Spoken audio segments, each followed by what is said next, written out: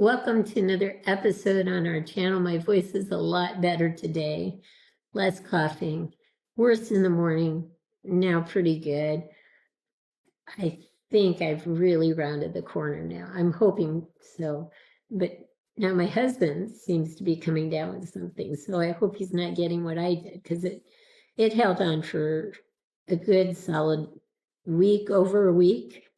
And sore throat, coughing, losing the voice, not completely, but it kept being in and out depending on the day and how much coughing I did, how much talking I did. Wanted to come back to the British Chindit. He served in World War II in Burma. And I was looking at photographs of individuals who fought in Burma and noticed a couple things. Number one, this attachment to the side of the hat wasn't always there. It was there sometimes, but wasn't always there. Sometimes both sides were down, and maybe this was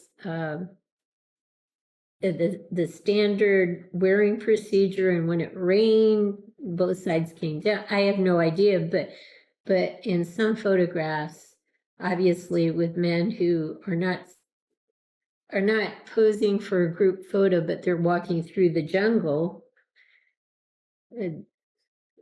some hats are up, some hats in other photographs are down. So I'm not sure which was the formal way to wear it. There may have been a formal and an informal way to wear it, and it may have depended upon weather. The other thing I noticed is that with historical photographs of individuals who served in Burma during World War II, that sometimes the hats were brown, sometimes the hats were olive green. So olive green with a lighter olive green in terms of the border above the brim of the hat, which makes more sense to me, because I don't know about you guys, but if you're in grassland territory, Burma being an Asian country, it's going to be a lot of grass and so forth, rainy weather, that sort of thing, hot, humid. A hat is a nice thing to have versus a helmet, although a helmet could afford you more protection. A hat with an off-white border like this, logistically, to me, this says, shoot me. And, I wouldn't want to wear this. It's sort of like my husband when he was in the military and in the airborne 101st in battalion, or whatever it is. Division. Anyway, when he was in, they wore the yellow thing on their shoulder, the emblem. And then after he finished serving, they went to subdued. Yellow, to me, says, shoot me here. I don't know. It just doesn't make any sense. Sort of like, when in wartime, you didn't always wear your insignia, your rank, because they didn't want people to pick off officers and so forth. So subdued instead of bright silver, bright gold, that sort of thing. Medics sometimes didn't wear their cross because they were the focus of shooting at times during war, which was against the rules of war, but sometimes people didn't always follow the rules of war. So I'm going to change the hat. I'm not going to change this hat. I'm going to try to create a hat that kind of looks like this, but is olive drab green with a lighter olive drab green for this border right above the brim of the hat. And the other thing I'm going to do is I'm going to not make this as wide as it is. I don't know, it just seems too wide. It makes the hat look bigger than it should.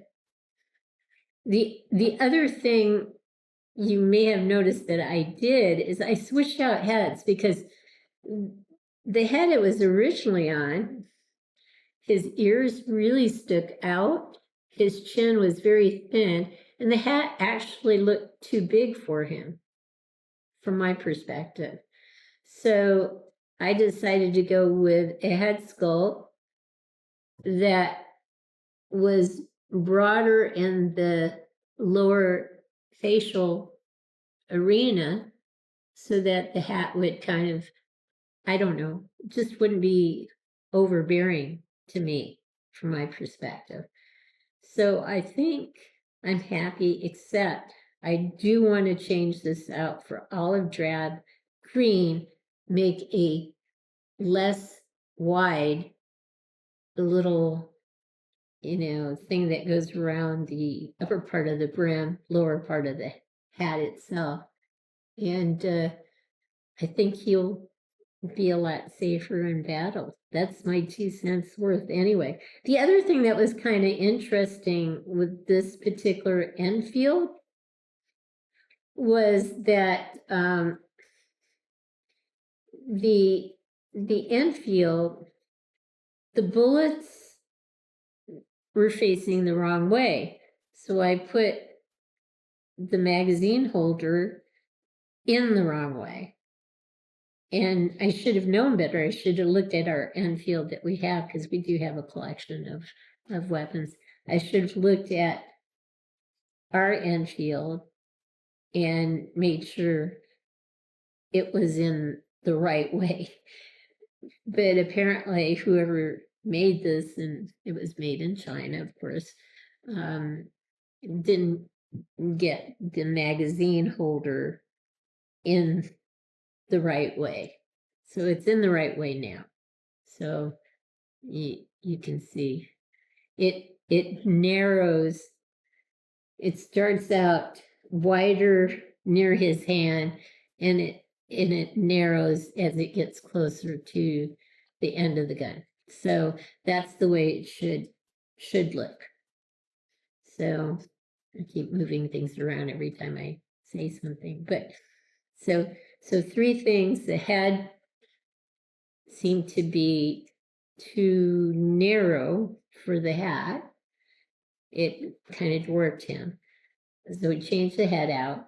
The hat I'm not happy with, so I'm going to try to recreate the hat using olive drab green and a less wide border above the brim of the hat.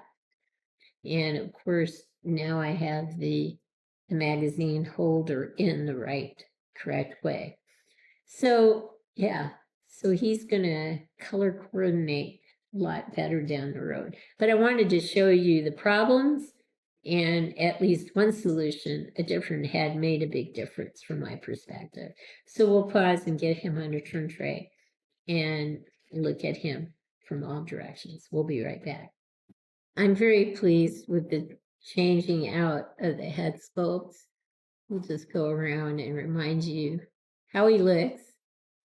I think he looks absolutely great. The backpack is great. The pouch in the back, a little crooked, but I didn't really pay attention to how things were falling. That's going to drive me crazy. That's okay. I'll let it go. Anyway, there's the canteen. You've got the backpack with the bedroll, another pouch. You've got the machete in the sheath. And by the way, if you didn't see the first episode, the machete does not fit into the sheath. And entrance at the top of the sheath is not too wide, not wide enough for the bottom of the machete to go into the sheath. So we had to shave it down to make it fit. So we're not taking that off anytime soon, not taking the machete out. It didn't have a way to attach to the belt, so I used Velcro. He's got a couple of neat pouches here. And I forgot to mention it. Over here, he's got a bag in Asian script. I'm going to assume it's Burmese. And yeah, the canteens, very British, very cool looking. So I think that's pretty much it.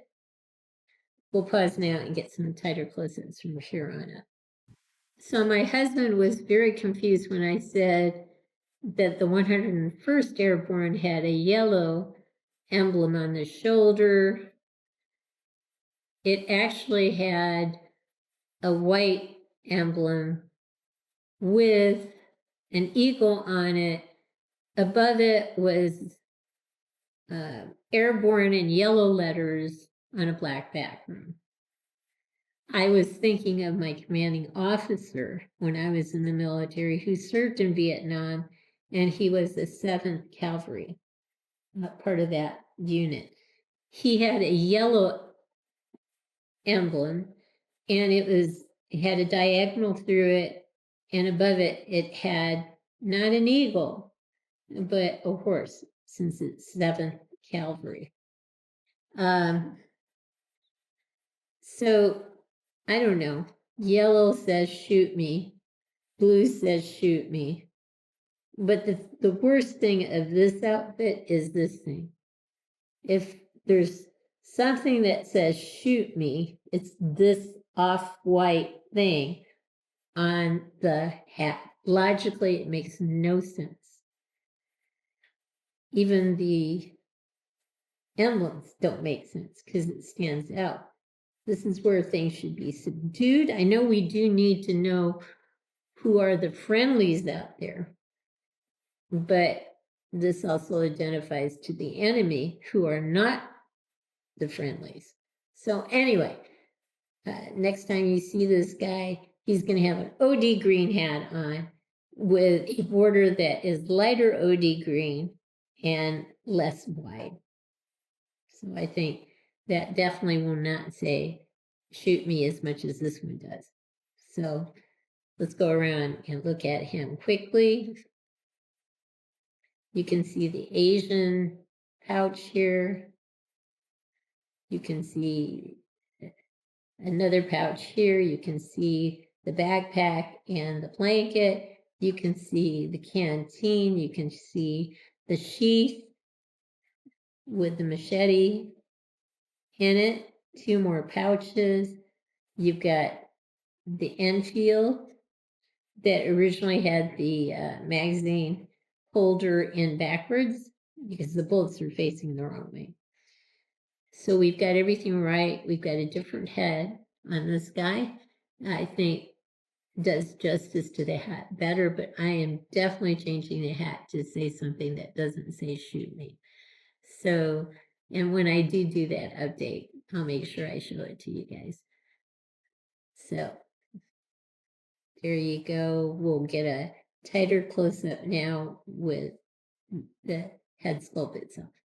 I'm so disappointed with this hat. It just droops down. It doesn't hold its form. It's definitely going to be switched out for something more substantial. So here we go with the head sculpt.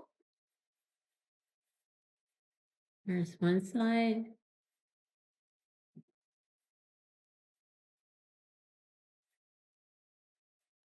And the other. So there you go. We are back, and here's one last look at our British Chindit who served in Burma during World War II. I hope you like the ideas I'm generating in terms of making modifications with this. I've already made one modification. I put the magazine clip in correctly in the opposite direction of where the bullets are supposed to be heading. Somebody made a mistake there. And I used a different head so that the head itself wouldn't dwarf the individual. The other head seemed to create a dwarfing effect. So basically, one more change, changing the hat to olive drab green based upon a number of photographs, real life photographs of Chindit serving in Burma, where OD green is apparently a color that was used.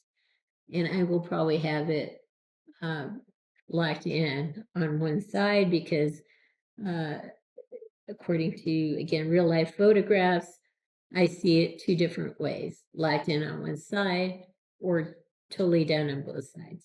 So I probably will lock it in on one side. So anyway, I hope you've liked what you've seen. If you have, consider giving us a thumbs up and subscribing to our channel. Don't forget to enter our contest. Not contest, I keep saying that. Our giveaway process. Our giveaway process.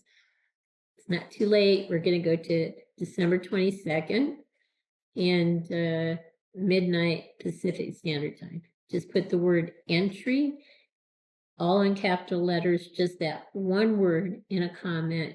We'll find you. We'll put you on the list. We put everyone on a list that we had so far a couple days ago. Please go back, look at the list, make sure you're on it. We didn't miss you. And we'll keep updating it every couple of days. So in the meantime, everyone, please have a great day.